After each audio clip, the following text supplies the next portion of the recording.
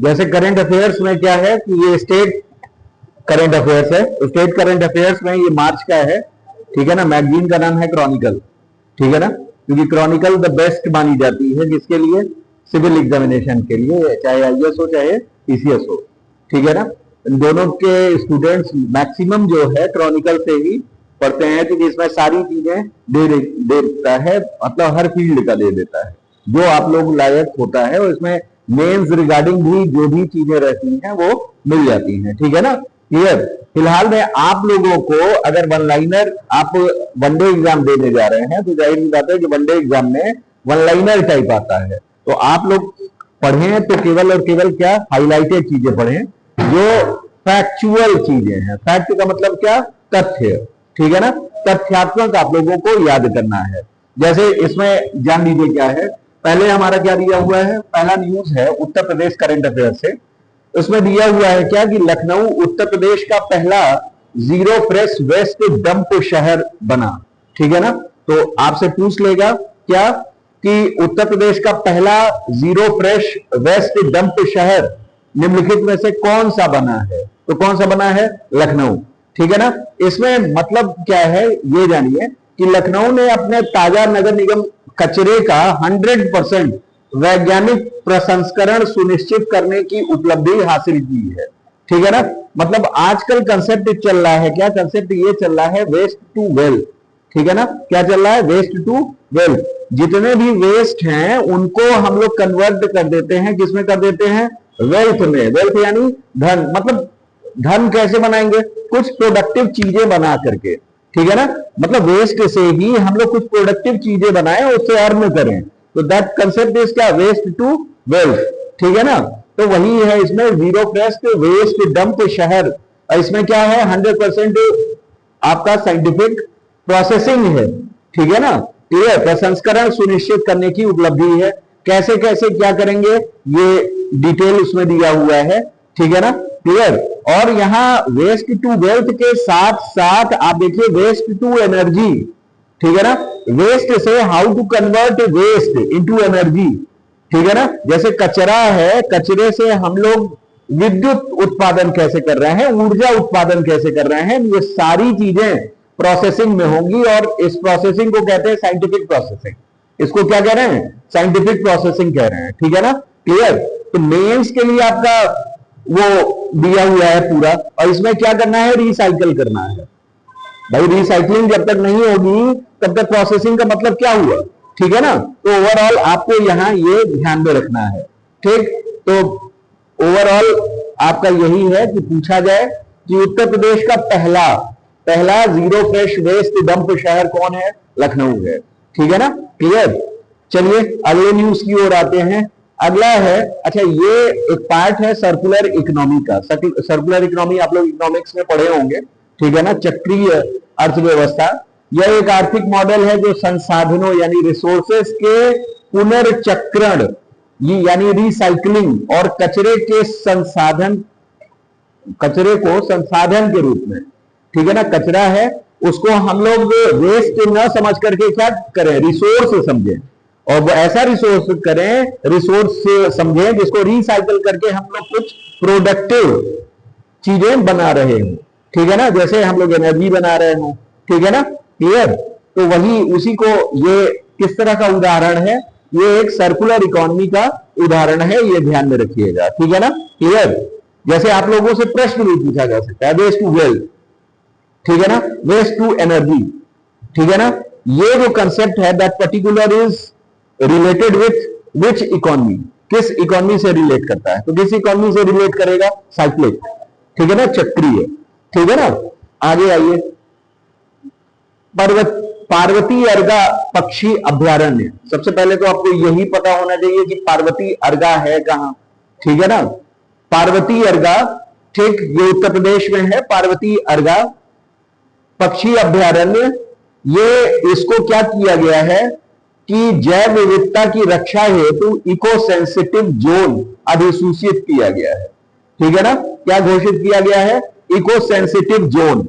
Eco sensitive zone इसको क्या किया गया है, अधिसूचित किया गया है, ये ध्यान में रखिएगा, ठीक। क्लियर। आगे आइए, उत्तर प्रदेश में प्रथम राज्य स्तरीय ब्रेल पुस्तकालय, ब्रेल समझ रहे हैं, ब्रेल लिपि, ब्रेल, ब्रेल समझते हैं क्या, नेत्रहीनों के लिए, ठीक है ना, क्लियर। एक इसके जन्मदाता ब्रेल थे, ठीक है ना, उन्होंने जैसे 4 जनवरी को ब्रेल दिवस मनाया जाता है, 4 जनवरी को कौन सा दिवस मनाया जाता है, ब्रेल दिवस, ठीक है ना, क्लियर। ब्रेल एक लिपि होती है, ठीक है ना, जो मतलब क्या करते हैं कि कागज पे ही उकेरी जाती है और जिसके जो नेत्रहीन होते हैं वो टच करके उसको पहचान लेते हैं कि क्या लिखा हुआ है, ठीक है ना, क्लियर।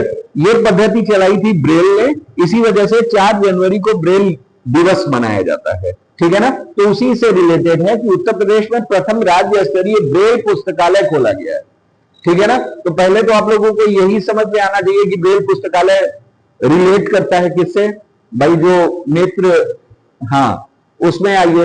अब इसमें क्या है कि लुई ब्रेल, ठीक है ना, लुई ब्रेल की जयंती पर लखनऊ स्थित डॉक्टर शकुंतला मिश्रा राष्ट्रीय पुनर्वास विश्वविद्यालय में उत्तर प्रदेश के पहले, ठीक है ना, राज्य स्तरीय ब्रेल पुस्तकालय का उद्घाटन किया गया, ठीक है ना, क्लियर। ये ध्यान में रखिएगा, समझ में आया। ये लुई ब्रेल की जयंती ये मेरे ख्याल से 4 जनवरी है, एक बार चेक कर लीजिएगा, ठीक है ना, इसमें सही है कि गलत है, I am not quite sure about, मुझे जहां तक याद है वो 4 जनवरी है। एक बार किसी के पास नेट है, जरा नेट पे देखिएगा, ठीक है ना, 1 मिनट मैं ही आपको देख के बता दे रहा हूं। ब्रेल दिवस 4 जनवरी है, ठीक है ना, यहां 5 दिया हुआ है, उसे 4 कर लीजिएगा, ठीक है ना, ये 4 जनवरी को है, 4 जनवरी 2026 को लुई ब्रेल, अब 2026 को मतलब जयंती मनाई जा गई है, ठीक है ना, 4 जनवरी को। तो लुई ब्रेल की जयंती पर लखनऊ स्थित कहां, शकुंतला मिश्रा, पहले तो ये भी पूछा जाता है आप लोगों से, ठीक है ना, ये आप लोगों से पूछा जाता है कि डॉक्टर शकुंतला मिश्रा राष्ट्रीय पुनर्वास विश्वविद्यालय कहां स्थित है, तो कहां स्थित है, लखनऊ में स्थित है, ठीक है, क्लियर। और वहीं पहले राज्य स्तरीय ब्रेल पुस्तकालय का उद्घाटन किया गया है। चलिए नेक्स्ट आ जाइए, नेक्स्ट हमारा दिया हुआ है, ठीक, उत्तर प्रदेश में 86वां अखिल भारतीय पीठासीन अधिकारी सम्मेलन, ठीक है ना, उत्तर प्रदेश में 86वां अखिल भारतीय पीठासीन अधिकारी सम्मेलन AIPOC, ठीक, ये मनाया गया है कहां, ये लखनऊ में मनाया गया है, बस इतना जाने रहिए, बहुत ज्यादा इसमें ना जानिए। इसमें क्या है, ये 86वां अखिल भारतीय पीठासीन अधिकारी है, इसमें उत्तर प्रदेश विधानसभा में इसको मनाया गया है, ये ध्यान में रखिएगा। और इसका एक विषय था, उस विषय का नाम था मजबूत विधायिका, ठीक है ना, समृद्ध राष्ट्र, बस इतना याद रख लीजिएगा, ठीक है ना, क्लियर। पूछा जाए, क्योंकि ऐसे कभी कभी सम्मेलन जो हो जाते हैं, ठीक है ना, अचानक से एग्जाम में दिख जाते हैं, पूछ दिए जाते हैं, ठीक है, क्लियर। तो दिया हुआ उत्तर प्रदेश में 86वां अखिल भारतीय पीठासीन अधिकारी सम्मेलन कहां मनाया गया है, ये मनाया गया है लखनऊ में, और इसका विषय था मजबूत विधायिका और समृद्ध राष्ट्र, ये ध्यान में रखिएगा। नेक्स्ट आते हैं, अब बिहार करंट अफेयर्स की बात कर लेते हैं। बिहार में क्या है, बिहार में है सोन नदी जल बंटवारे समझौते को स्वीकृति दी गई है। पहले तो आपसे यही पूछ लेगा कि सोन नदी बंटवारा जो है जल का, वो किन 2 राज्यों के मध्य है, ठीक है ना, तो झारखंड और बिहार, ठीक है ना। हालांकि यहां ये ध्यान में रखिएगा कि सोन नदी आपके उत्तर प्रदेश में भी है, ठीक है ना, तो आपको फंसाने के लिए ऑप्शन में क्या दे सकते हैं, उत्तर प्रदेश भी दे सकते हैं, ठीक है ना, क्लियर। लेकिन यहां क्या है, यहां वही है क्या, सोन नदी जल बंटवारा समझौता, ये किसके किसके, बिहार और झारखंड के मध्य है, ठीक है ना। और इसमें किसकी भूमिका रही है, केंद्रीय जल आयोग यानी आपका वाटर कमीशन, ठीक है ना, सेंट्रल वाटर कमीशन की भूमिका रही है, ये ध्यान में रखिएगा, ठीक है ना, क्लियर। आगे आते हैं, आगे सोन नदी के बारे में जान लेते हैं। सोन नदी यह गंगा की एक प्रमुख दक्षिण तट की सहायक नदी है जो मध्य प्रदेश के अमरकंटक पठार से निकलती है, ठीक है ना, क्लियर। अमरकंटक से आपकी और कौन निकलती है, नर्मदा निकलती है, ठीक है ना, क्लियर। नर्मदा भी कहाँ निकलती है, अमरकंटक से निकल रही है, ठीक है ना। वहीं उसी के पास से आपकी दामोदर भी निकल रही है, ठीक है ना, क्लियर। तो मतलब ये तीन नदियां हैं जो अमरकंटक पठार से निकल रही हैं, ठीक है ना। अमरकंटक पठार से नर्मदा जो है वो पश्चिम गामिनी है, यानी वेस्टर्न फ्लोइंग है, ठीक है ना। आपका अगर इधर लिया जाए तो नॉर्थ ईस्टर्न हमारी कौन है, सोन है, ठीक है ना। और पश्चिम साइड में, पश्चिम कह रहे हैं, अगर पूरब साइड में देख लिया जाए तो कौन है, दामोदर है, ठीक है ना, क्लियर। ये ध्यान में रखिएगा, अमरकंटक। आगे आइए, नेक्स्ट आते हैं कैमूर वन्य जीव अभ्यारण्य। कैमूर वन्य जीव अभ्यारण्य पहले तो आपसे यही पूछेगा कि ये कहां है, तो कहां है, बिहार में है, ठीक है ना। कैमूर वन्य जीव अभ्यारण्य है और ये बिहार का दूसरा टाइगर रिजर्व हुआ है। मतलब अभी तक बिहार में अगर टाइगर रिजर्व्स की बात की जाए तो कितने हैं, 2 हैं, ठीक है ना, 2 हो गए, अभी तक एक ही था, अब कितने हो गए, 2 हो गए, ठीक है ना, क्लियर। कैमूर, ठीक।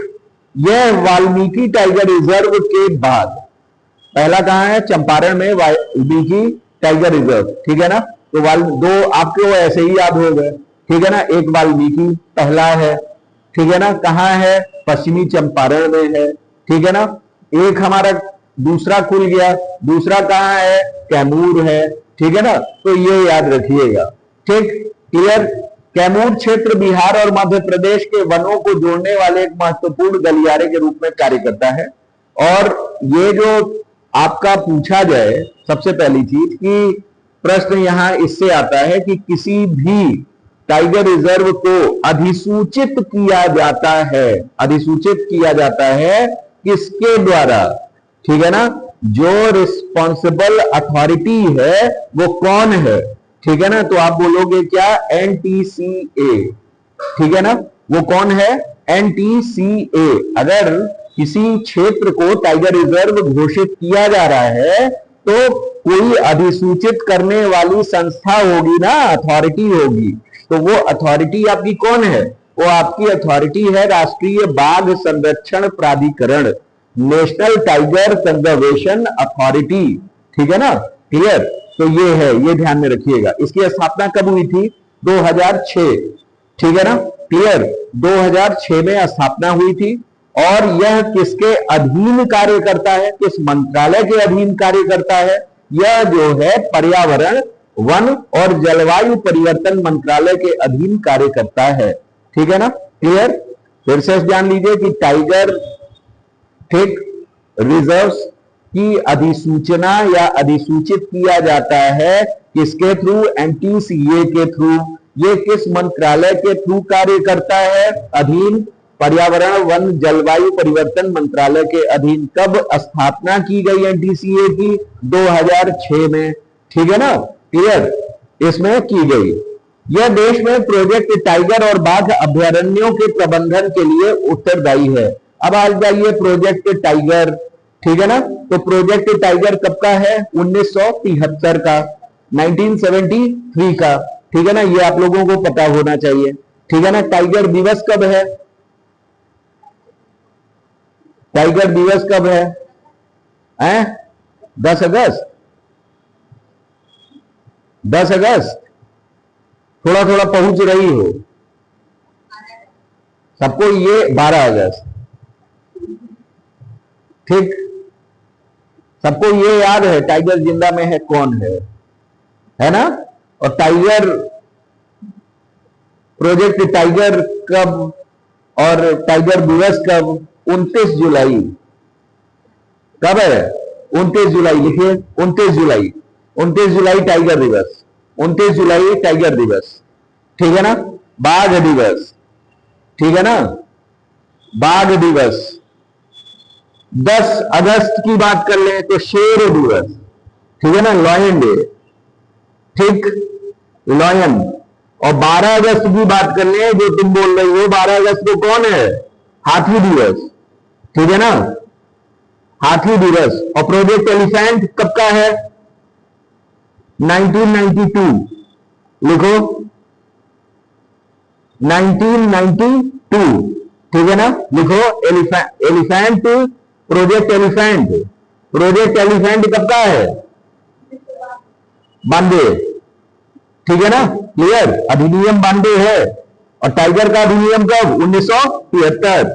ठीक है ना।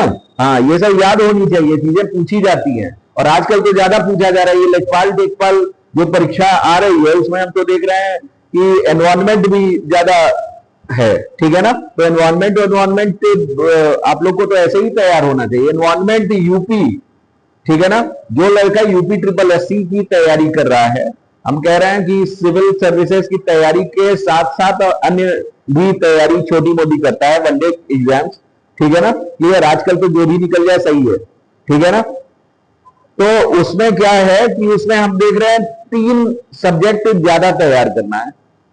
एक क्या, कंप्यूटर, एक क्या आपका यूपी, और एक हमारा एनवायरमेंट।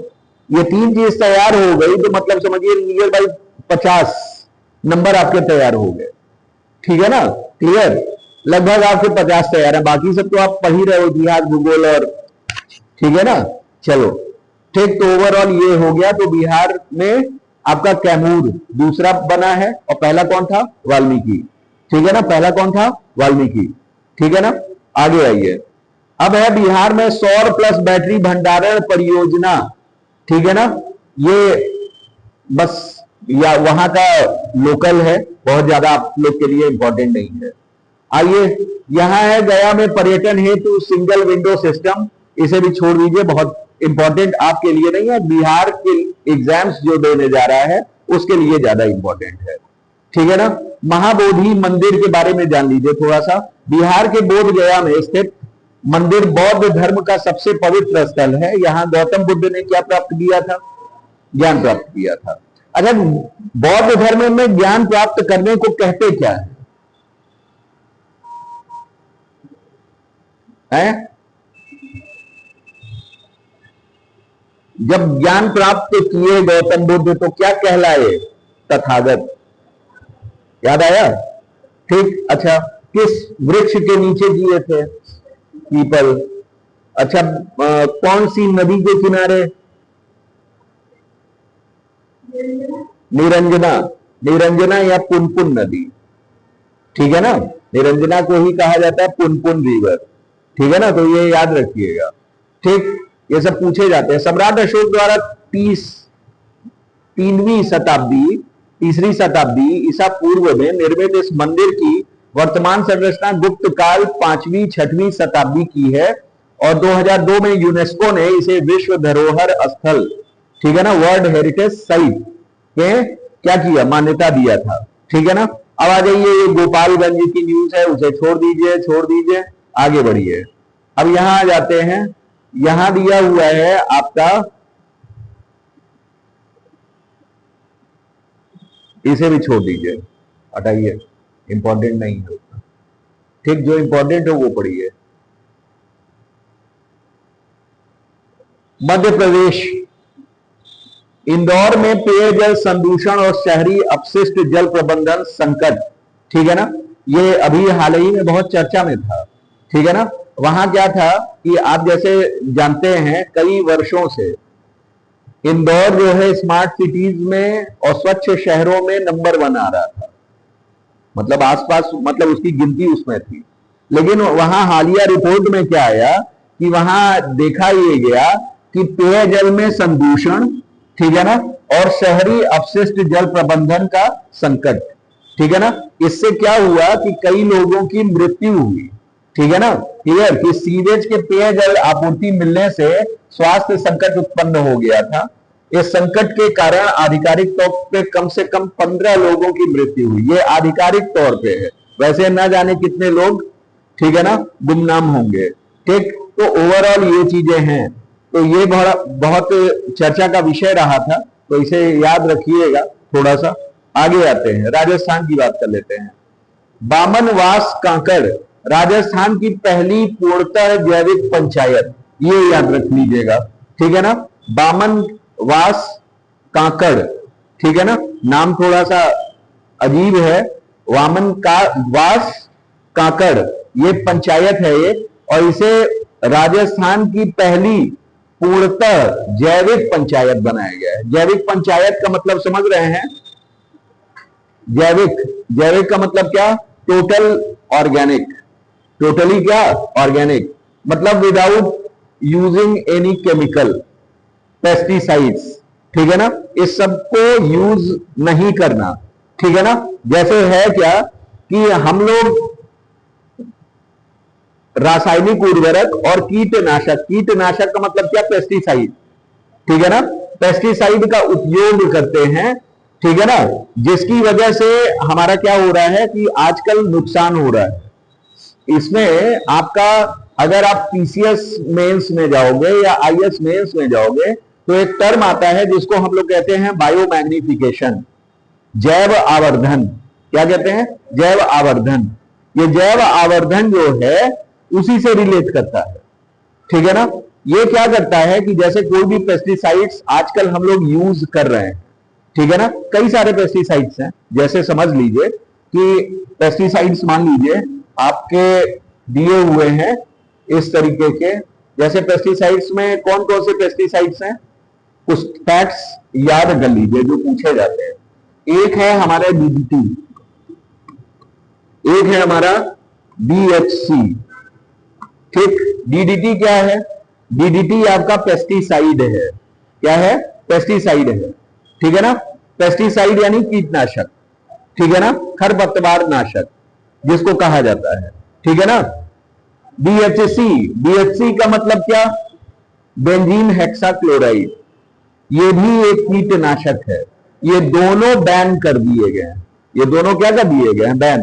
बीएचसी का मतलब क्या होता है, benzene, benzene hexachloride, hexachloride, benzene hexachloride, benzene hexachloride यानी C6H6Cl6, ठीक है ना। ये 666 है तो इसको हम लोग 666 भी कहते हैं। इसका एक और नाम है केमिकल जिसको हम लोग लिंडेन कहते हैं, क्या कहते हैं, लिंडेन। और बहुत लोग घरों में लोकल नाम इसका जानते होंगे जिसका नाम है गमक्सीन, ठीक है ना, गमेक्सीन। तो गमेक्सीन ये सब बीएचसी के ही नाम है, ठीक है ना, बेंजीन हेक्साक्लोराइड, 666, ठीक है ना, क्लियर। फिर लिंडेन, इसी को गमक्सीन भी कहते हैं। ये पूरी तरह से भारत में क्या है, बैन है। डीडीटी भी बैन है। डीडीटी का full form, good, dichloro, diphenyl trichloroethane, ठीक है ना, ये सही है, ठीक। डीडीटी, डीडीटी के बारे में अगर देखें तो आप ये जान लो, जैसे था क्या कि डीडीटी सबसे पहले हमारा अमेरिका में वहां बैन हुआ, ठीक है ना, बैन हुआ डीडीटी। था क्या कि जैसे मान लीजिए एक वो थे, लेखक थे जिनका नाम था रसल कार्सन। क्या था, रसल कार्सन। ये पीसीएस में पूछा भी गया है, रसल कार्सन। इनकी एक पुस्तक है द साइलेंट स्प्रिंग, क्या नाम है, द साइलेंट स्प्रिंग्स, ठीक है ना, साइलेंट स्प्रिंग्स, ठीक है ना, ये रसल कार्सन की पुस्तक है, ठीक है ना। इसमें इन्होंने, ठीक है ना, डीडीटी के प्रभावों के बारे में लिखा है। किसके बारे में लिखा है, डीडीटी इफेक्ट के बारे में, डीडीटी प्रभाव के बारे में, ठीक है ना, इफेक्ट्स के बारे में लिखा है। इसमें एक्चुअल में क्या है, हमने अभी जो आपको एक टर्म बताया बायोमैग्निफिकेशन, जिसको हम लोग कहते हैं जैव आवर्धन, ठीक है ना, जैव आवर्धन। जैसे था क्या कि मान लीजिए कि ये फसल है, इस फसल में हम लोगों ने क्या किया, एक छिड़काव किया। छिड़काव किसका किया, डीडीटी का, डीडीटी का छिड़काव किया, ठीक है ना।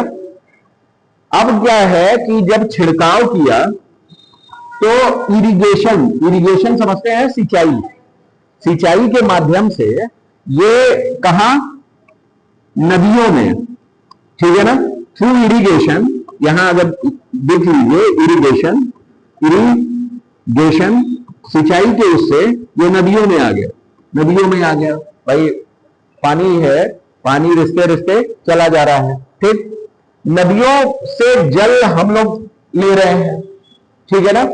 जब ये डीडीटी का छिड़काव किया गया तो कहीं ना कहीं जो फसल प्राप्त हो रही है, उत्पाद प्राप्त हो रहा है, उसमें भी उसके अंश हैं, ठीक है ना। ऑर्गेनिक तो है नहीं, हम लोग पेस्टिसाइड या केमिकल्स का यूज कर रहे हैं, यूरिया का यूज कर रहे हैं, अन्य चीजें, तो वो कहीं ना कहीं आपके क्या हो रहा है, शरीर को नुकसान पहुंचा रहा है।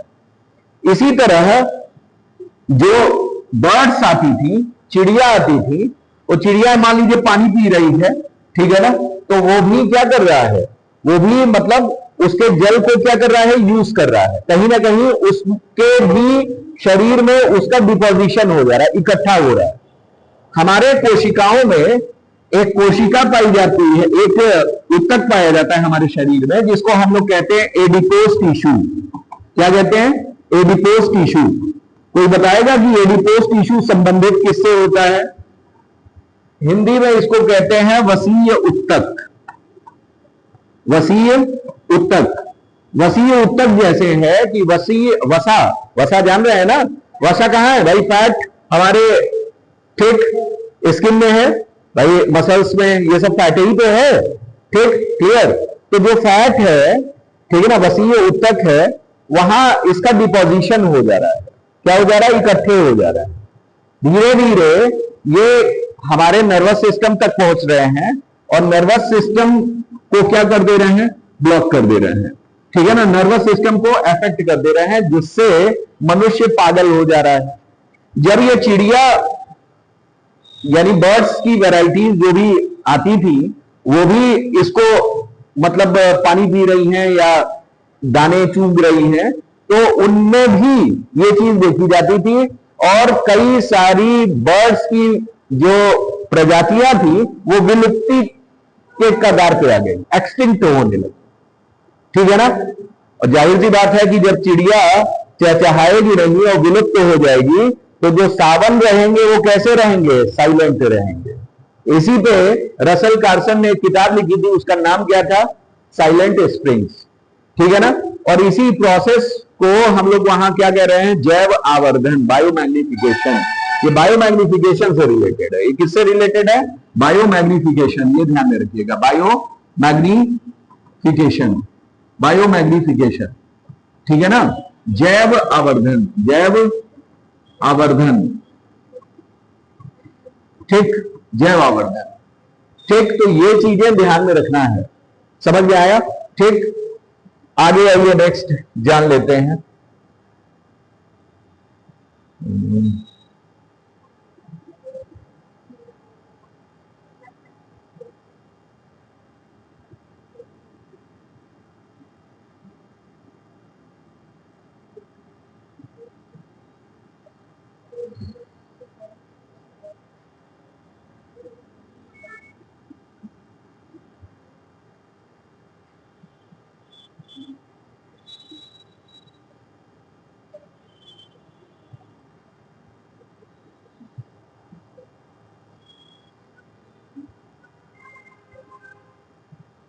ठीक है ना। तो ये बामन बास काकड़ जो है, ये राजस्थान की पहली पूर्णतः जैविक क्या है, ठीक है ना, ये आपकी जैविक पंचायत हो गई। आगे आइए, नागौरी अश्वगंधा को भौगोलिक उपदर्शन यानी जीआई टैग दिया गया है, ठीक है ना।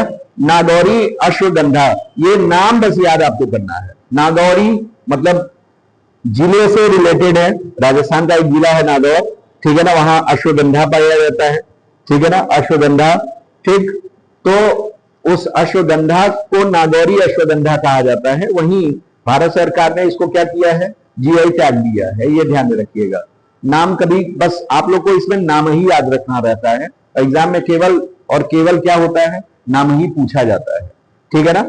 अच्छा, यहां ये चीज और ध्यान में रखिएगा कि कोई भी जीआई टैग दिया जाता है तो पूछा जाता है कि ये किस मंत्रालय से रिलेटेड होता है, किस मंत्रालय के अधीन, ठीक। तो आप ये ध्यान में रखिएगा कि ये किससे, वाणिज्य एवं उद्योग मंत्रालय के तहत भौगोलिक उपदर्शन रजिस्ट्री द्वारा प्रदान किया जाता है, ठीक है ना, क्लियर। पहले तो नाम आप याद रखो कि कहां का उत्पाद है, ठीक है ना। नागौरी अश्वगंधा, जाहिर सी बात है नागौर जिला राजस्थान से रिलेटेड है। और दूसरा क्या कि किससे, वाणिज्य एवं उद्योग मंत्रालय के तहत ये दिया जाता है। अब आ जाइए झारखंड पे। झारखंड में 25 वर्षों के बाद पेशा अधिनियम लागू हुआ, ठीक है ना, क्लियर। ये पेशा अधिनियम है, ठीक है ना। झारखंड में लागू हुआ है, ये ध्यान में रखिएगा। बस 25 वर्षों बाद पेशा अधिनियम लागू हुआ है। अब जैसे पेशा अधिनियम 2000 कह रहे हैं 1996 का है। पहले तो आप लोग ये जान लो, पेशा अधिनियम रिलेट करता है लोकल सेल्फ बॉडीज पे, ठीक है ना, लोकल सेल्फ गवर्नमेंट पे। जैसे आप लोकल सेल्फ गवर्नमेंट पढ़ते हो, लोकल सेल्फ गवर्नमेंट किसमें है, हमारा भाग 9 किसमें आता है, भाग 9, ठीक है ना, भाग 9 ए, भाग 9 बी, ठीक है ना, क्लियर। इसमें आपका लोकल यानी स्थानीय स्वशासन जिसको कहा जाता है, ठीक है ना, क्लियर, स्थानीय स्वशासन, ठीक है ना, जिसमें हमारे कौन आते हैं, पंचायत आते हैं, नगर पालिका आते हैं, ठीक है ना, और नगर निगम, सहकारी संस्थाएं, ठीक है ना। अब सहकारी संस्था आपका अलग आ रहा है। इसमें जानिए पेशा अधिनियम क्या है। जैसे इसमें क्या है कि पंचायत अनुसूचित क्षेत्रों तक विस्तार, ठीक है ना, क्लियर, पंचायत अनुसूचित क्षेत्रों तक विस्तार अधिनियम का उद्देश्य यहां क्या है, पेशा, ठीक है ना। संविधान के भाग 9 पंचायत राज के प्रावधानों को 5वीं अनुसूची के क्षेत्रों जनजातीय बहुल तक विस्तारित करना है, ठीक है ना। जो भी अनुसूचित क्षेत्र हैं और किसमें जो वर्णित हैं, किसमें, 5वीं अनुसूची में, ठीक है ना, 5वीं अनुसूची में जो भी वर्णित हैं, ठीक है ना, उनको, यह ग्राम सभाओं को स्वशासन संसाधन पर नियंत्रण को वैधानिक अधिकार प्रदान करता है ताकि जनजातीय आबादी के शोषण को क्या किया जा सके, रोका जा सके, ठीक है ना। तो सबसे पहले तो आप लोग को यही पूछेगा कि पेशा अधिनियम संबंधित है किससे, तो आप कहोगे लोकल सेल्फ गवर्नमेंट से, ठीक है ना। लोकल सेल्फ गवर्नमेंट यानी कौन, आपका भाग 9 से। भाग 9 में भी कौन, आपका फुल, पहले तो यही दे देगा कि कब का अधिनियम है, पेशा अधिनियम कब का है, वो आपका 1996 का है। ये सारे प्रश्न पूछे गए हैं, ध्यान में रखिएगा, ठीक है ना। और मेनली रिलेट करता है किस एरिया से, जनजातीय बहुल एरिया से, ठीक है ना, जो भी ट्राइबल एरियाज हैं उनसे रिलेट करता है, ठीक। अब आगे आ जाइए। झारखंड में ओल्ड चिक्की शताब्दी समारोह मनाया गया। ओल्ड चिक्की जान लीजिए, ओल्ड चिक्की क्या है, ओल्ड चिक्की एक लिपि है, ये क्या है, जो स्क्रिप्ट है, एक लिपि है, ठीक, जिसके बारे में हम लोगों को जानना है। एक्चुअल में ये संथाल से रिलेटेड है, किससे रिलेटेड है, संथाल से। संथाली भाषा की लिपि ओल्ड चिक्की, ठीक है ना। जैसे आप लोग पढ़ते हो कि हिंदी की लिपि कौन, देवनागरी, ठीक है ना। पंजाबी की कौन, गुरमुखी, ठीक है ना, गुरमुखी किसकी है, पंजाबी की। इसी तरह संथाली भाषा की भी अपनी एक लिपि है जिसका नाम है क्या, ओल्ड चिक्की। तो आने वाले एग्जाम्स में तो ऐसे ही जीके में भी, करंट अफेयर्स में भी, अब जैसे कल आप पूछ रहे थे ना कि कौन सा करंट अफेयर सर काफी दिनों तक पूछा जाएगा, अब ओल्ड चिक्की ही देख लीजिए। ओल्ड चिक्की कम से कम आने वाले 2-3 साल तक तो पूछ ही लेंगे, चर्चा का विषय बन गया है, ठीक। और ये करंट अफेयर्स जीके में आ जाएगा, समझ रहे हैं, तो यहां ध्यान में रखिएगा। अच्छा, द्रौपदी मुर्मू भी जो है वो संथाल से ही रिलेट करती हैं, ठीक है ना, क्लियर है। हाँ, संथाल जनजाति भी है और भाषा भी है, संथाली लोग हैं वहां, ठीक है ना। तो संथाली भाषा की लिपि ओल्ड चिकी के 100 वर्ष पूर्ण होने के उपलक्ष्य में शताब्दी समारोह मनाया गया है। तो ओल्ड चिकी ये ध्यान में रखिएगा, ठीक है ना, क्लियर। इसका आविष्कार वर्ष 1925 में, ठीक है ना, 1925 में पंडित रघुनाथ मुर्मू द्वारा संथाली भाषा के लेखन हेतु किया गया था। तो पहले तो आप यही जान लीजिएगा कि भैया इनके लेखक कौन थे, मतलब लेखक, आविष्कारक कौन थे, पंडित रघुनाथ मुर्मू, ठीक है ना, पंडित रघुनाथ मुर्मू। और मुर्मू जैसे आप देख रहे हो, ये जो टाइटल है ये हमारे राष्ट्रपति की टाइटल है, ये भी किस उससे, मतलब जनजाति से रिलेट है, ये संथाली से ही है, ठीक है ना, क्लियर, ये ध्यान में रखिएगा। आगे आइए, नेक्स्ट है हमारा, अच्छा, संवैधानिक स्थिति की बात कर लीजिए। संवैधानिक स्थिति वर्ष 2003 में 52वें संविधान संशोधन द्वारा संविधान की 8वीं अनुसूची में शामिल किया गया था, ठीक है ना, क्लियर। 92वें संविधान संशोधन के द्वारा यह शामिल किया गया था, कौन? संथाली। ठीक है ना, क्लियर, 92वें में। ठीक, समझ में आया। 92, ठीक, 92 कब हुआ था? 2003 में। ठीक है ना। अभी तक भाषा में, मतलब भाषा का कौन सा भाग है भाई भारतीय संविधान में? कौन से भाग को भाषा, मतलब भाषा का कौन सा भाग है? भाग, पार्ट, पार्ट कौन सा है? भाग कौन सा है भाई? साधारण सा प्रश्न है, आप लोग तैयारी कर रहे हैं, पॉलिटी खत्म भी हो चुकी है, हैं? भाग 17 है। किससे रिलेटेड है? भाषा से। 17 ही है ना। कितनी संवैधानिक भाषाएं हैं? 22 हैं। चलिए ये पता है, ठीक है ना। कौन कौन से अमेंडमेंट्स, अमेंडमेंट का मतलब क्या? संशोधन, भाषा से रिलेटेड है। भाषाएं जोड़ी गई संविधान संशोधनों के द्वारा। तो कौन कौन से संविधान संशोधन हैं जिनसे भाषा जोड़ी गई? कई भाषाएं, पहले कितनी थी? पहले 14 भाषा थी।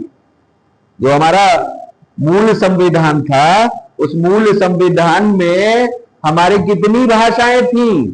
14 भाषाएं थी। और 14 भाषा को अमेंड करके 22 बना दिया गया। ठीक है ना, 22 अब हैं। वर्तमान में कितनी भाषाएं संवैधानिक? 22 है। तो किन किन अमेंडमेंट के थ्रू, किन किन अमेंडमेंट यानी संशोधन के थ्रू भाषाएं जुड़ी हैं? बताइए।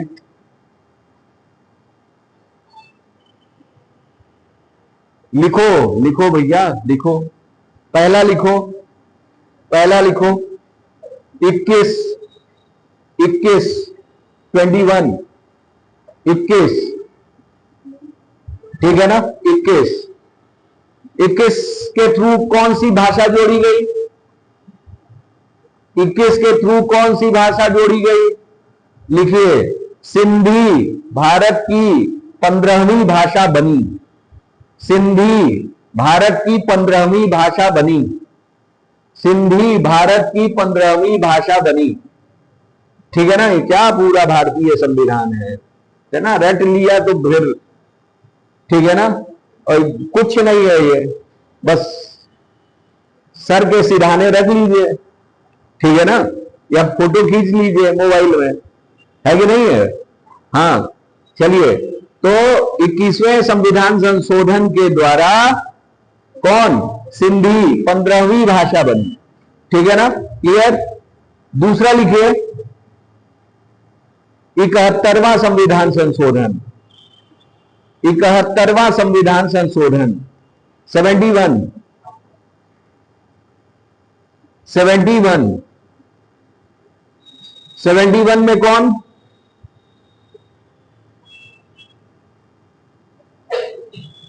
लिखिए, मैथिली, कोंकणी और नेपाली। मैथिली, कोंकणी और नेपाली। मैथिली, कोंकणी और नेपाली। ठीक है, मैथिली, कोंकणी और नेपाली, सॉरी मैथिली कह रहे हैं, मणिपुरी, मणिपुरी, कोंकणी और नेपाली।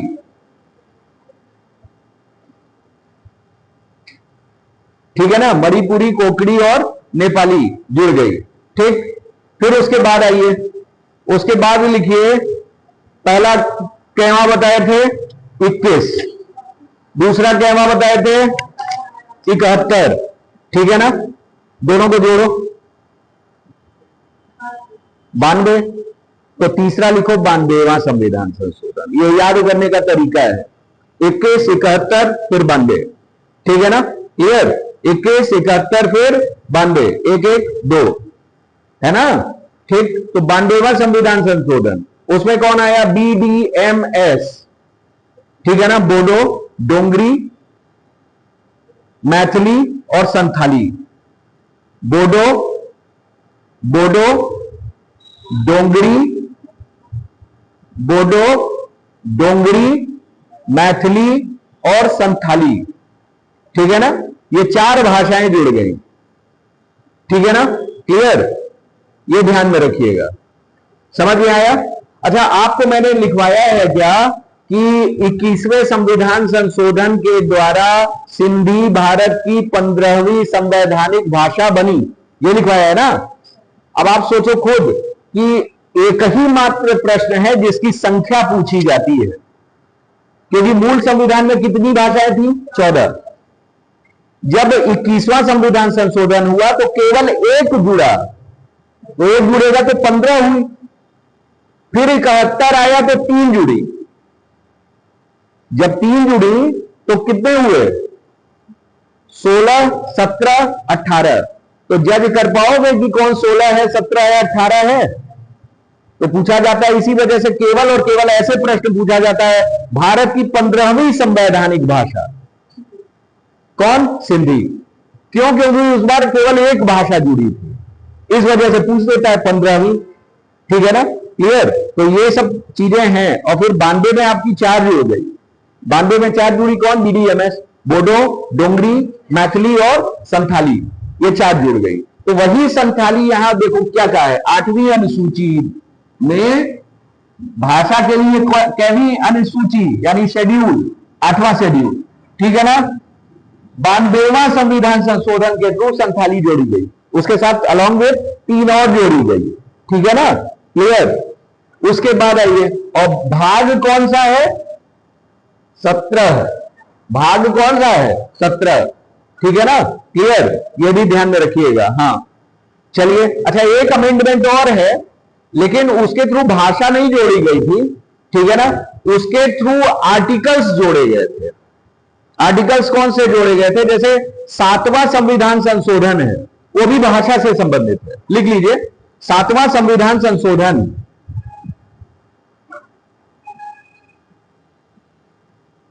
ठीक है ना, 7वां संविधान संशोधन ये भाषा से संबंधित है। ठीक है ना, इसमें इसके थ्रू आर्टिकल 350 क और ख जोड़ा गया। इसके थ्रू आर्टिकल 350 ए और आर्टिकल 350 बी जोड़ा गया। ठीक है ना, आर्टिकल 350 ए और आर्टिकल 350 बी जोड़ा गया।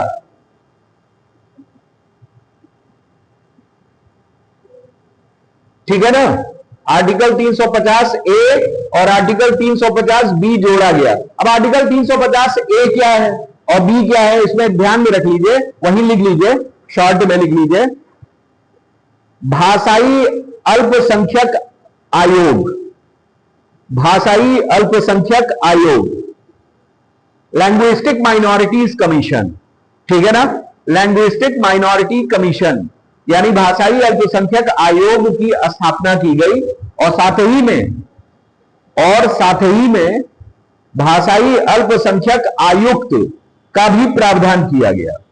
ठीक है ना, भाषाई अल्पसंख्यक आयुक्त, आयुक्त यानी कमिश्नर। ठीक है ना, उसका मतलब एक पद वो बनाया गया। ठीक है ना, ये ध्यान में रखिएगा। ठीक, अभी हाल ही में आप देख लेना, 2023 से लेकर के 2025 तक का पेपर आप उठा करके पीसीएस का देख लो, उसमें ये शायद प्रश्न आया है किसी पेपर में। ठीक है ना, अगर पेपर सॉल्व करते होगे तो उसमें आप लोग को दिखेगा। ठीक है ना, कि उसमें 2023 से लेकर के 2025 तक का पेपर, 26 का तो हुआ नहीं है। ठीक है ना, तो उसमें आप लोग चेक करिएगा, आपको मिलेगा। ठीक है ना, शायद 24 या 25 में ही आया है किसी ने। ठीक है ना, एक बार देख लीजिएगा। 25 में आया था, हाँ, मुझे बहुत श्योर नहीं है, लेकिन इन्हीं दो, ठीक है ना, 24-25 में ही आया है। ठीक है ना, यही सेम प्रश्न 350 वाला ही, 350 क और ख। तो ये किस अमेंडमेंट के थ्रू जुड़ा है? ये 7वें अमेंडमेंट के थ्रू जुड़ा है। तो ध्यान में रखना कि भाषा से रिलेटेड मतलब भाग 17 में कितने संविधान संशोधन है? 4 हैं, एक 7, एक 21, एक 71 और 21-71 92। ठीक है ना, क्लियर? ये 4 हैं, चारों याद रखना है। 7 से क्या? भाषाई अल्पसंख्यक आयोग, भाषाई अल्पसंख्यक आयोग। ठीक है ना, और भाषाई अल्पसंख्यक आयुक्त यानी कमिश्नर और कमीशन दोनों, ठीक, 350 क ख। उसके बाद आओ आपका 21 से क्या हो गया, सिंधी 15वीं भाषा बनी। उसके बाद 71 में क्या हो गया, मणिपुरी, पूरी, कोंकणी और नेपाली, ठीक है ना। और उसके बाद हमारा 92 कौन, बोडो, डोगरी, मैथिली और संथाली, ठीक है ना, क्लियर। 8वीं अनुसूची में जुड़ गई। 8वीं अनुसूची यानी किसका, भाषा का। तो ये भाषा है, भाषा याद हो गया, ठीक है ना। तो ये सब चीजें एकदम जबान पे रटी रहनी चाहिए, ठीक है ना। अगर आप कंपटीशन की तैयारी कर रहे हो तो ये सब चीज मतलब हमेशा याद होनी चाहिए, जिससे ये नहीं याद रहेगा तो मेंस कैसे लिखोगे।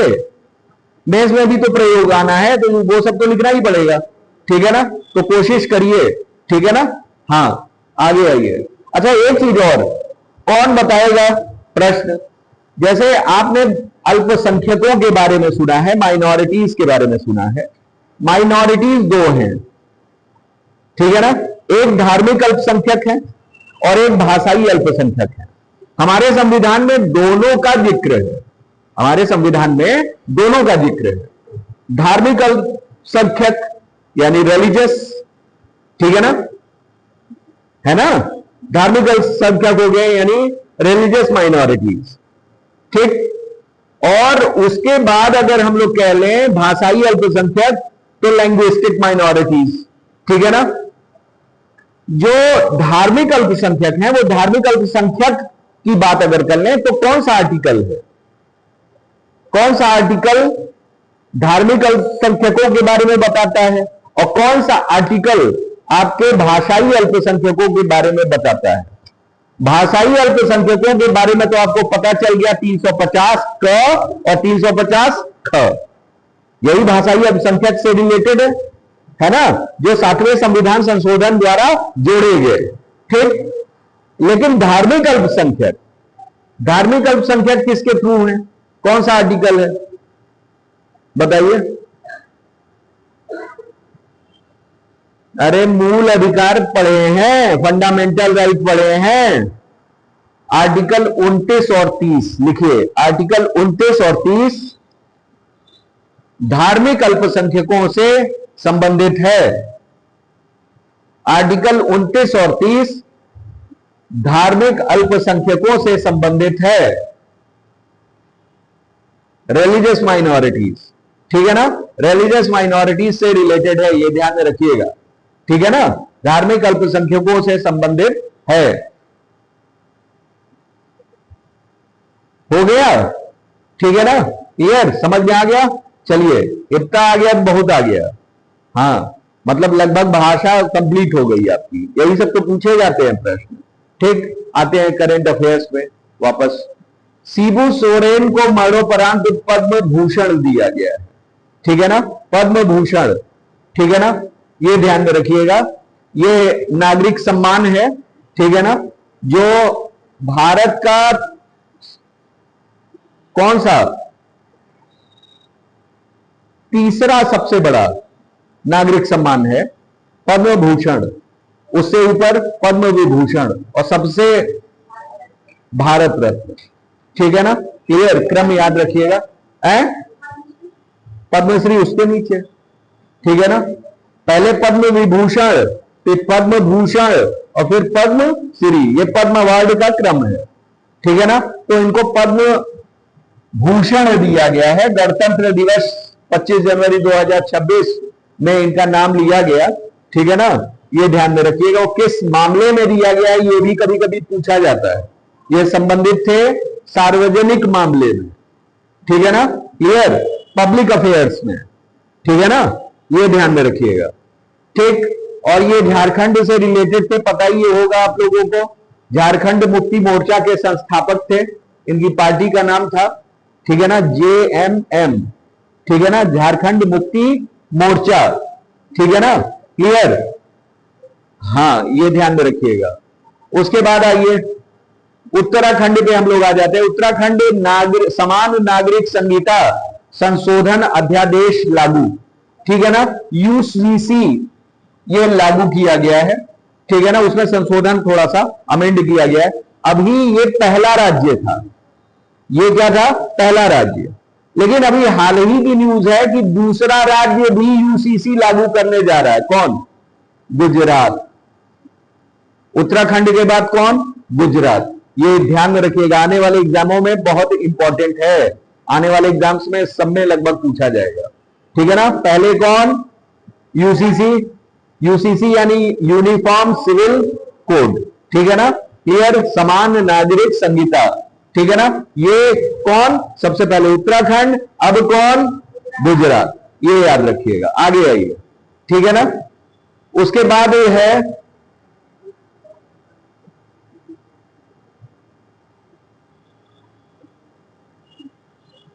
समान नागरिक संहिता।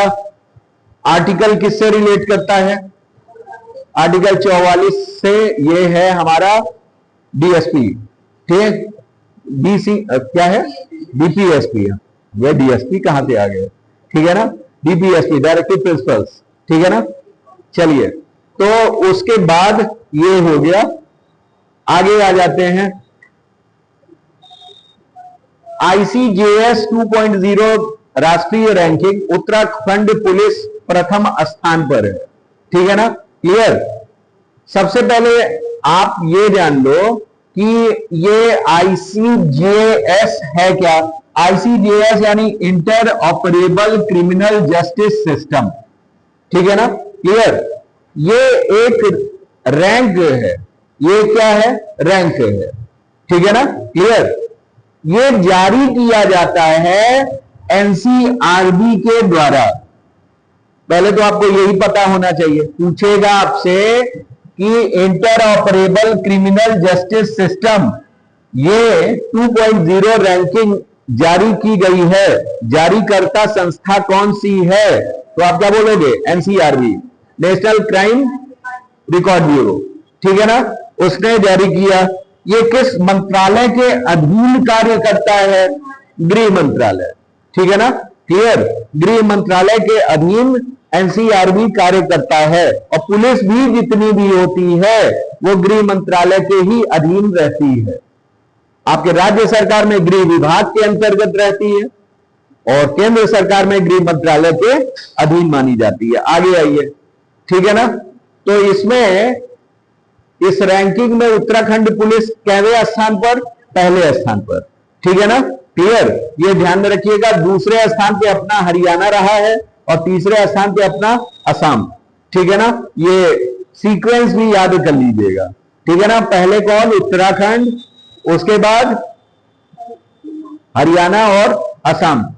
Inter operable criminal justice system जो है एक डिजिटल प्लेटफॉर्म है जो आपराधिक न्याय प्रणाली के सभी स्तंभों को जोड़ता है। यह एफआईआर दर्ज होने से लेकर दोष सिद्धि तक, ठीक है ना, क्लियर, के मामलों को डिजिटल ट्रैकिंग सुनिश्चित करता है। मतलब सारा सिस्टम 1 to all, जब तक वो फुल फाइनल नहीं हो जाए। ठीक है ना, तो सारा ट्रैकिंग इस रैंकिंग के थ्रू पता चल जाता है। ठीक है ना, ये ध्यान में रखिए कि इसमें नंबर 1 पे कौन हमारा आया है? उत्तराखंड पुलिस। ठीक है ना, मतलब इस समय देश में सबसे अच्छी पुलिस कौन? उत्तराखंड पुलिस। ठीक है ना। आइए आगे आते हैं। ग्रीन टू गोल्ड इनिशिएटिव पहल। ठीक है ना, हिमाचल प्रदेश ने ये green to gold initiative launch किया है। सुखविंदर सिंह सुक्खू जो है वहां, ठीक है ना, मंत्री हैं। ठीक, ग्रामीण अर्थव्यवस्था को सशक्त बनाने हेतु ये भांग, ठीक है ना, औद्योगिक भांग की खेती के लिए ग्रीन टू गोल्ड पहल की शुरुआत की गई है। पहले तो आपसे पूछेगा कि ग्रीन टू गोल्ड संबंधित है किस राज्य से? ये इनिशिएटिव पहल कहां लॉन्च किया गया है? हिमाचल प्रदेश में। और किस उत्पाद को लेकर के है? तो आप क्या कहोगे? औद्योगिक भांग। ठीक है ना, इंडस्ट्रियल हेम्प, इंडस्ट्रियल हेम्प। ठीक है ना, ये ध्यान में रखिएगा। ठीक, अब हेम्प का उपयोग कई जगह है।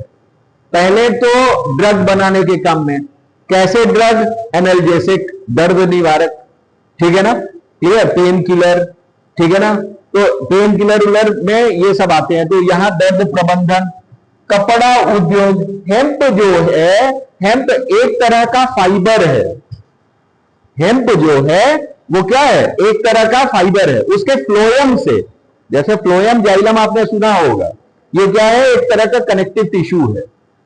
क्या है, कनेक्टिव टिश्यू है। प्लांट में कनेक्टिव टिश्यू माना जाता है हेम्प, ठीक है ना, फ्लोएम। तो वो फ्लोएम से ही, उसका हेम्प फ्लोएम से निकाला जाता है, फ्लोएम पार्ट जो होता है, ठीक है ना। तो हेम्प एक तरह का फाइबर है, रेशा है, ठीक है ना। फैब्रिक्स बनाए जाते हैं, ठीक है ना। जैसे कॉटन है, कॉटन क्या है, रेशा है। कॉटन क्या है, रेशा है, ठीक। आप आ जाओ सिल्क, सिल्क क्या है, रेशा है, उसमें भी तो सिल्क फाइबर, कॉटन फाइबर है ना। उसी तरह हेम्प है, हेम्प भी, हेम्प यानी भांग, और ये जो है उससे फैब्रिक्स भी बनाई जा रही है उसके फ्लोएम से, ठीक है ना, क्लियर। तो ये ध्यान में रखिएगा, ठीक है ना। तो दर्द निवारक के साथ साथ, ठीक है ना, मतलब पेन किलर बना रहे हैं, ड्रग्स बना रहे हैं, और क्या आपके टेक्सटाइल इंडस्ट्री, फैब्रिक इंडस्ट्री में भी यूज आ रहा है, ठीक है ना। इसी वजह से ये है। आगे आइए, जैव ईंधन में भी इसका प्रयोग, ठीक है ना, सौंदर्य प्रसाधन और हेम्प क्रीट जैसे पर्यावरण अनुकूल निर्माण सामग्री में किया जाता है, ठीक है ना। तो ये ध्यान में रखिएगा, ठीक है ना, कि भांग की खेती बड़ी अच्छी खेती होती है। अब लोगों को यहां तो आप लोगों के इधर उधर तमाम झाड़ी वड़ी में ही भांग मिल जाता है कि नहीं है। हाँ, तो ओवरऑल, लेकिन एक प्रबंधित तरीके से अगर इसकी खेती की जाती है और औद्योगिक रूप में इसका उपयोग किया जाता है, तो ये क्या है, ये एक अच्छा उत्पाद उत्पन्न करता है, ठीक है ना, क्लियर। इसके कई उपयोग हैं, ठीक। औद्योगिक भाग यानी इंडस्ट्रियल हेम्प जो है, इसका साइंटिफिक नाम है कैनबिस सटाइवा, ठीक है ना, कैनबिस सटाइवा। इसमें नशीले तत्व, इसमें एक नशीला तत्व पाया जाता है जिसका नाम है टेट्राहाइड्रो कैनाबिनोल, ठीक है ना, कैनाबिनोल, ठीक। एक कैनाबिनोल जो नाम है वो उसी से आया, उसके साइंटिफिक नाम से कैनबिस सटाइवा से, कैनाबिनोल, ठीक है ना, क्लियर। आगे आइए, इसका रेशा देखिए, मैंने कहा था ना कि रेशा है, ये फाइबर है, ठीक है ना। दुनिया का सबसे मजबूत प्राकृतिक रेशों में से एक है।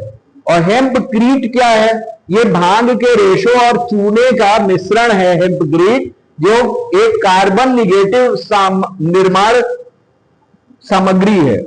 भाई कार्बन जीरो कार्बन एमिशन हम लोग चाह रहे हैं पर्यावरण को सुरक्षित रखने के लिए, तो कार्बन निगेटिव है ये कौन, हेम्पक्रीट, ठीक है ना, क्लियर। तो ये इंपॉर्टेंट तथ्य है, ये ध्यान में रखिएगा कि पूछा जाए कि निम्नलिखित में से जीरो कार्बन एमिशन में किसका उपयोग किया जा सकता है, किस प्राकृतिक उत्पाद का उपयोग किया जा सकता है, तो किसको, हेम्पक्रीट को। और हेम्पक्रीट क्या है, हेम्पक्रीट जो है भांग प्लस चूना, ठीक है ना, भांग प्लस चूना, भांग का रेशा और प्लस चूना, उसी को हम लोग क्या कह रहे हैं, हेम्पक्रीट कह रहे हैं। आने वाले एग्जाम्स में साइंस टेक में आपको ये प्रश्न देखने को मिल सकता है, ठीक है ना, क्लियर, ये ध्यान में रखिएगा, ठीक। अर्थात यह वातावरण से कार्बन सोखने में क्या करता है, मदद करता है, ठीक है ना, कार्बन एब्जॉर्ब कर ले रहा है, ठीक है ना। चलिए आगे आते हैं, उड़ीसा। उड़ीसा विश्व का सबसे बड़ा ओपन एयर थिएटर धनु यात्रा, ये धनु यात्रा शुरू की गई थी। जैसे आप लोग जान रहे हैं धनु यात्रा, उड़ीसा में एक और यात्रा है, कौन सी यात्रा, रथ यात्रा, ठीक है ना। तो आपसे पहले यही पूछ लेगा कि धनु यात्रा क्या है, तो ये एक ओपन एयर थिएटर है, ठीक है ना। ये विश्व का सबसे बड़ा ओपन एयर थिएटर है, जो कहां लॉन्च किया गया, उड़ीसा के बरगढ़ में, ठीक है ना, ये ध्यान में रखिएगा, बस इतना याद रखिएगा। रिलेटेड किससे है, भगवान कृष्ण के जन्म से लेकर के, ठीक है ना। चलिए आगे आइए,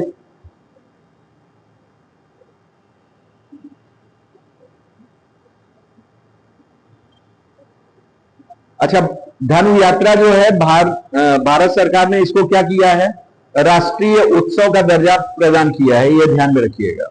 और इसकी शुरुआत ब्रिटिश काल में 47-48 में ही हुई थी, जब अंत हुआ था।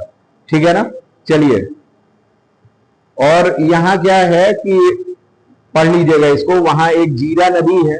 ठीक है ना। जीरा नदी वो यमुना के समतुल्य मानी जाती है। जैसे बरगढ़ जो है उड़ीसा का, वो मथुरा के समतुल्य माना जाता है कृष्ण की, भगवान कृष्ण के जन्मस्थली को लेकर के। तो भगवान जब श्री कृष्ण जन्म लिए थे तो वासुदेव ने क्या किया था कि मथुरा से नंदगांव गए थे ना, किससे, पानी में तैर के, कहा, यमुना जी में। ठीक है ना। तो ये यमुना नदी जो है वहां की किसके समतुल्य है, जीरा नदी के। ठीक है ना। वही चीज, ये पुरानी चीजें हैं, ये बताया गया है। आगे आ जाइए, उड़ीसा में गुटखा और पान मसाला पर पूर्णतः प्रतिबंध लगाया गया। तो एक प्रश्न तो आपका यही बन गया कि अभी हाल ही में किस राज्य ने मसाला और पान गुटखा पर प्रतिबंध लगाया है। समझ लीजिए कि जिस राज्य ने लगा लिया वहां बिक्री और तेज हो जाती है। ठीक है ना। फिर लोग घबरा जाते हैं, और घबराने के बाद फिर क्या करते हैं कि उसको, ठीक है ना, अभी जैसे अभी संकट था नहीं, एलपीजी वाला थोड़ा बहुत संकट था, लेकिन लोगों ने क्या करना शुरू कर दिया, उसको इकट्ठा करना शुरू कर दिया।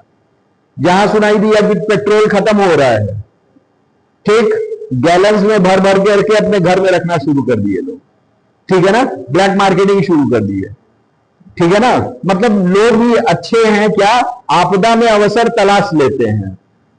ठीक है ना। क्लियर भाई, सबने आपदा में अवसर तलाश लिया, ब्लैक मार्केटिंग चलने लगी गैस की।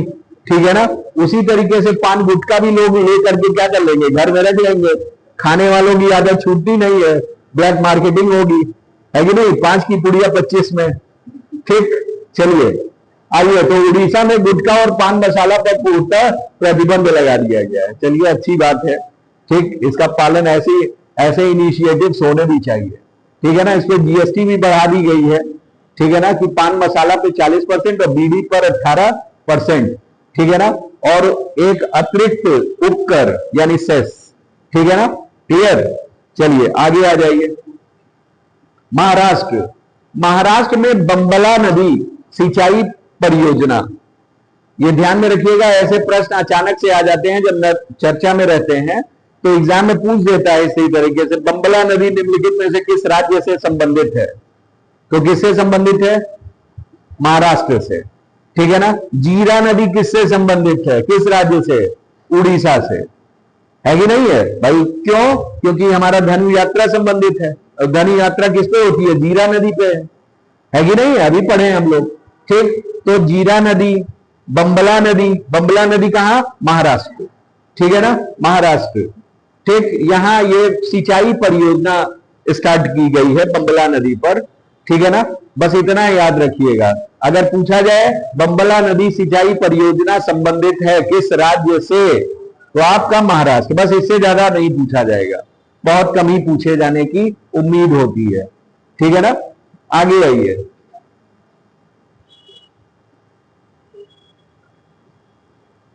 महाराष्ट्र भारत के पहले रजोनिवृत्त क्लिनिक का शुभारंभ किया गया है। ठीक है ना। ये महिलाओं के स्वास्थ्य के लिए एक समर्पित सार्वजनिक स्वास्थ्य पहल है। ठीक है ना। ये भारत का पहला है। ठीक है ना। रजोनिवृत्त क्लिनिक का शुभारंभ कहां किया गया है, महाराष्ट्र में। बस इतना याद कर लीजिए। ठीक है ना। आगे आइए, गुजरात, सानंद, सानंद एक जिला है, कहां, गुजरात में।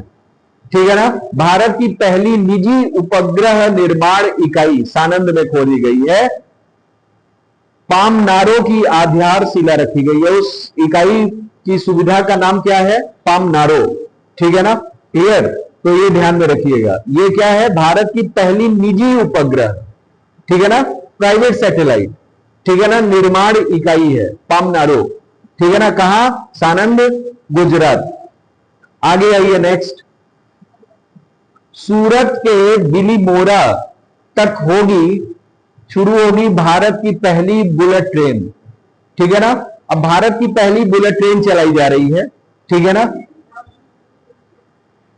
कहां से कहां तक चलाई जा रही है, मुंबई से अहमदाबाद। ठीक है ना। बीच में इस पे काफी रोक टोक हुई थी, ठीक है ना, दूसरी गवर्नमेंट के आने पे, ठीक है ना। अब ये फिर से मतलब इस पे कार्यवाही शुरू हो चुकी है और ये संचालन भी जल्द ही शुरू होने वाला है, ठीक है ना। कब तक? स्वतंत्रता दिवस 2027 से ये शुरू हो जाएगा, ठीक है ना। तो सूरत से बिलीमोरा तक, ठीक है ना, सूरत से बिलीमोरा तक ये ध्यान में रखना है। सूरत कहां है? गुजरात में, ठीक है ना। तो बिलीमोरा आपका कहां होगा? आपका मुंबई के पास होगा, ठीक है ना। क्लियर? तो ये ध्यान में रखिएगा। Mumbai Ahmedabad high speed rail, ठीक। आगे आइए, ये भारत की पहली बुलेट ट्रेन है, ये ध्यान में रखिएगा, ठीक है ना। आगे आइए, दक्षिण भारतीय राज्य केरल ने बैसिलस सबटिलिस को राज्य सूक्ष्म जीव घोषित किया है, ठीक है ना। बैसिलस, बैसिलस आपने नाम सुना होगा। बैसिलस कोई बताएगा बैसिलस क्या है? साइंस पढ़े हैं आप लोग, हैं? बैसिलस क्या है?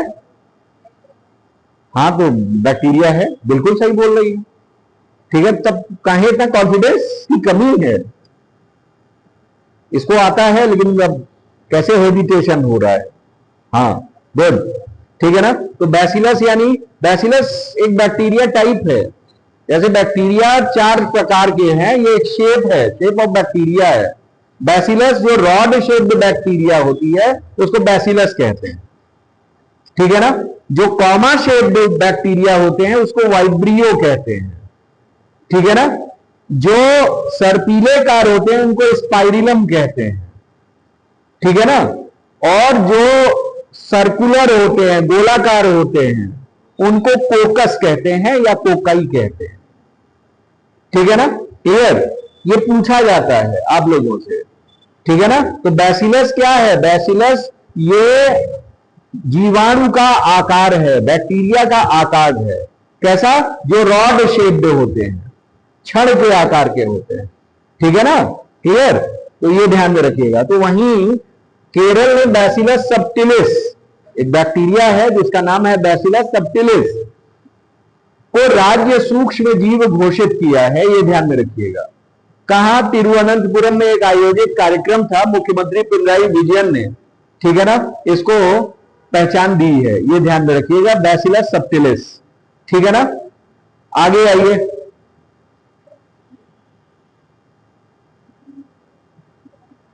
तमिलनाडु द्वारा सेमोजी इल्किया विरधु पुरस्कार की घोषणा की गई है, ठीक है ना।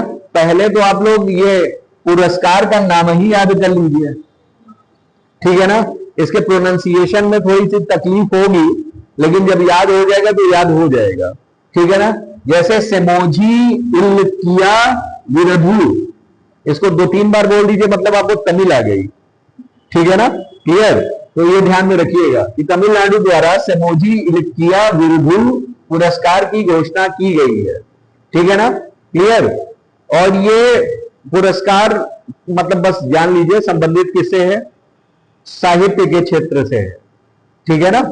आगे आइए, नेक्स्ट दिया है आंध्र प्रदेश के होप आइलैंड पर बनेगा नया स्पेस पोर्ट। होप आइलैंड आपसे पूछा जाए कि होप आइलैंड कहां है? काकीनाडा पे है। कहां है? काकीनाडा, ठीक है ना। काकीनाडा पे होप आइलैंड है, ठीक, उसके तट पर ये यहां एक नए स्पेस पोर्ट की स्थापना की जा रही है। स्पेस पोर्ट तो समझ रहे हैं ना, ठीक है ना, अंतरिक्ष बंदरगाह, ठीक है ना, स्पेस पोर्ट, वहां इसकी स्थापना की जा रही है। और ये होप आइलैंड कहां है? आंध्र प्रदेश में। आपके ज्योग्राफी के दृष्टि से भी इंपॉर्टेंट है कि होप आइलैंड, ठीक है ना, कहां है? भारत में, आंध्र प्रदेश में। किस तट पर है? काकीनाडा। काकीनाडा किस तट पर है? पश्चिमी की पूर्वी, आपकी पूर्वी तट पर है। पूरब में ही तो आंध्र प्रदेश पड़ेगा, ठीक है ना। हाँ, तो ये याद रखिएगा। आगे आइए, ये तीसरा स्पेस पोर्ट है, कौन? होप, ठीक है ना, होप आइलैंड। इससे पहले 2 जो हैं, श्रीहरिकोटा और कुलशेखर पट्टनम, ठीक है ना, ये हो चुके हैं, ठीक। है? हाँ, रॉकेट लॉन्च किया जाता है, प्रक्षेपण वाला है, प्रक्षेपण स्थल, ठीक है ना। होप आइलैंड, होप आइलैंड जान लीजिए कि काकीनाडा तट पर बंगाल की खाड़ी में स्थित एक छोटा द्वीप है, ठीक है ना। गोदावरी नदी की वितरिका कोरिंगा द्वारा लाए गए तलछट से इसका निर्माण हुआ है, ठीक है ना, क्लियर। भौगोलिक रूप से काकीनाडा खाड़ी के लिए सुरक्षा कवच का कार्य करता है और यहां ऑलिव रिडले कछुओं का प्रजनन स्थल है, ये ध्यान में रखिएगा काकीनाडा, ठीक है ना, क्लियर। उसके ऊपर बढ़ेंगे तो उड़ीसा में भी आपका ऑलिव रिडले कछुए ज्यादातर पाए जाते हैं, ये ध्यान में रखिएगा। एक पारिस्थितिकी तंत्र डेवलप हुआ है ऑलिव रिडले कछुओं का, ये ध्यान में रखिएगा। आगे आइए, तो मतलब ये तीसरा है, ठीक है ना। और काकीनाडा, ये नया न्यूज है, काकीनाडा आंध्र प्रदेश विश्व की सबसे बड़ी हरित अमोनिया परियोजना लॉन्च की जा रही है, ठीक है ना। विश्व की सबसे बड़ी हरित, हरित यानी ग्रीन, ठीक है ना, अमोनिया परियोजना यानी प्रोजेक्ट लॉन्च किया गया है, वो स्थापित किया गया है, स्टैब्लिश किया गया है, ठीक है ना, एएम ग्रीन द्वारा, ठीक। बस इतना याद रखिएगा, बहुत ज्यादा इसमें पढ़ने की आवश्यकता नहीं है। अब राज्य समाचार, हरित अमोनिया पहले समझ लीजिए, हरित अमोनिया है क्या। हरित अमोनिया की बात कर लें, ये नवीकरणीय ऊर्जा सौर और पवन का उपयोग करके जल के इलेक्ट्रोलिसिस से प्राप्त हरित हाइड्रोजन और हवा से नाइट्रोजन के मेल से बनाई जाती है, ठीक है ना। इसमें कार्बन उत्सर्जन शून्य होता है, ये ध्यान में रखिएगा, ठीक है ना, क्लियर। कर्नाटक के लकुंडी में नवपाषाण कालीन अवशेष प्राप्त हुए हैं। तो पहले तो आप यही याद कर लेना, क्या लकुंडी नवपाषाण कालीन स्थल कहां है, तो कहां है, कर्नाटक में है, ठीक है ना। आने वाले समय में ऐसे ही प्रश्न आएंगे, ठीक है ना। वहां क्या है कि वीरभद्रेश्वर मंदिर परिसर, ठीक, वहीं ये मिले हैं, ठीक है ना। और ध्यान में रखिएगा कि ये चालुक्य, यादव और होयसल राजवंशों से संबंधित है, ठीक है ना, क्लियर। आगे आ जाइए, नव पाषाण काल यानी नियोलिथिक एज, ठीक है ना, मतलब उसी से रिलेटेड है, ठीक। आगे आइए, तमिलनाडु भारत की पहली डीप टेक स्टार्टअप नीति लॉन्च की गई है, ठीक है ना। डीप टेक स्टार्टअप नीति लॉन्च की गई है तमिलनाडु की, ठीक है ना। भारत की पहली डीप टेक स्टार्टअप नीति लॉन्च की गई है, ठीक। चलिए, तो ये याद रखिएगा, ठीक है ना। अच्छा, डीप टेक से संबंधित क्या है, मतलब डीप टेक किसे कह रहे हैं, डीप का मतलब यहां किससे हो जा रहा है, ये जान लीजिए। ये उन स्टार्टअप को संदर्भित करता है जिनका आधार वैज्ञानिक खोज और इंजीनियरिंग नवाचार होता है। इन स्टार्टअप्स की विकास अवधि लंबी होगी और इन्हें भारी प्रारंभिक निवेश की आवश्यकता होती है।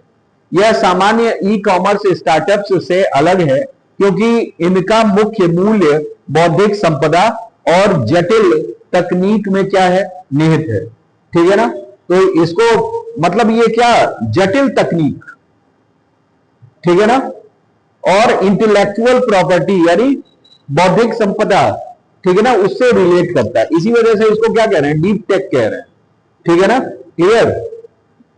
अब आ जाइए, यहां दिया हुआ है उत्तर प्रदेश करंट अफेयर राज्यवार, कुछ क्वेश्चंस दिए हुए हैं और उसके बाद यहां इसे पढ़ लेते हैं।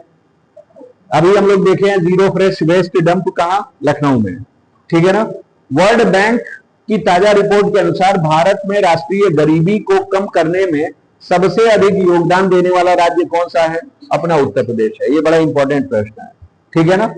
फिर नीति आयोग के निर्यात तैयारी सूचकांक 2024 में लैंड लॉक्ड यानी भू आबद्ध राज्यों की श्रेणी में किस राज्य को शीर्ष स्थान प्राप्त हुआ है, तो किसको प्राप्त हुआ है, उत्तर प्रदेश को। 26 जनवरी 2026 में गणतंत्र दिवस में उत्तर प्रदेश की झांकी का विषय क्या था, आध्यात्मिक और डिजिटल प्रगति, ठीक है ना। ये सारे प्रश्न आपके आने वाले ये जो लेखपाल टेकपाल एग्जाम है उसमें बहुत पूछा जाने वाला है, ठीक है ना, इंपॉर्टेंट है।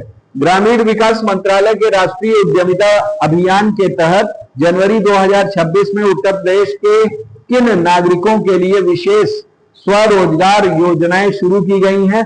ग्रामीण महिलाओं के लिए, ठीक है ना, राष्ट्रीय उद्यमिता अभियान के तहत।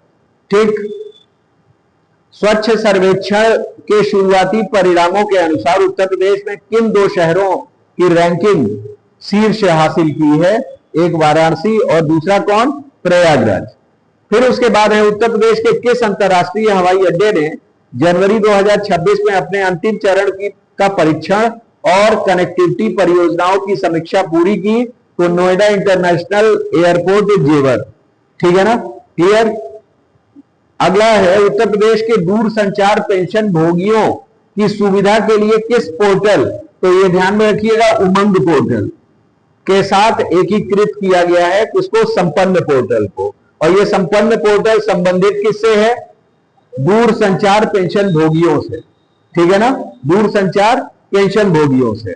अगला है जनवरी 2026 में नई दिल्ली में आयोजित समावेशी शिक्षा शिखर सम्मेलन में किस राज्य के शिक्षा मॉडल और डिजिटल पहलों की सराहना की गई है? तो उत्तर प्रदेश। ये ध्यान में रखिएगा। ये पहले तो आपसे यही पूछेगा कि समावेशी शिक्षा शिखर सम्मेलन कहां हुआ? तो नई दिल्ली में हुआ। और उसमें किसके शिक्षा मॉडल और डिजिटल पहलों की सराहना की गई है? उत्तर प्रदेश की। ठीक, उत्तर प्रदेश सरकार ने जनवरी 2026 में किस विशिष्ट फसलों के परिवहन के लिए विशेष सब्सिडी योजना, एक आलू और टमाटर, आलू और टमाटर पे क्या किया है? सब्सिडी चलाई है, ठीक है ना, तभी इस समय सस्ते मिल रहे होंगे आपको, ठीक है ना। आगे आ जाइए। उत्तर प्रदेश में सीमावर्ती क्षेत्रों में पर्यटन और बुनियादी ढांचे के विकास के लिए किस प्रमुख कॉरिडोर पर कार्य तेज किया गया है? शारदा कॉरिडोर परियोजना। शारदा नहर भी आप लोग जान रहे हैं, शारदा नहर जो है वो उत्तर प्रदेश की सबसे लंबी नहर परियोजना है, शारदा नहर, ठीक है ना, क्लियर। ये ध्यान में रखिएगा। नीति आयोग की रिपोर्ट के अनुसार उत्तर प्रदेश के किस औद्योगिक मॉडल को राष्ट्रीय स्तर पर सराहा गया है? तो ये ध्यान में रखिएगा, कौन सा? एमएसएमई, ठीक है ना, एमएसएमई मॉडल। ठीक, ये क्लस्टर आधारित है, ये ध्यान में रखिएगा। तो नीति आयोग ने उत्तर प्रदेश के इसी औद्योगिक मॉडल को सराहा है, ठीक है ना। तो ये इंपॉर्टेंट न्यूज हो गए, ठीक, जो किससे रिलेटेड है? आपके उत्तर प्रदेश से रिलेटेड है, ठीक है ना। बाकी अन्य जो है थोड़ा ब्रेक के बाद करते हैं, ठीक है ना। चलिए फिर इसको बंद कर दीजिए।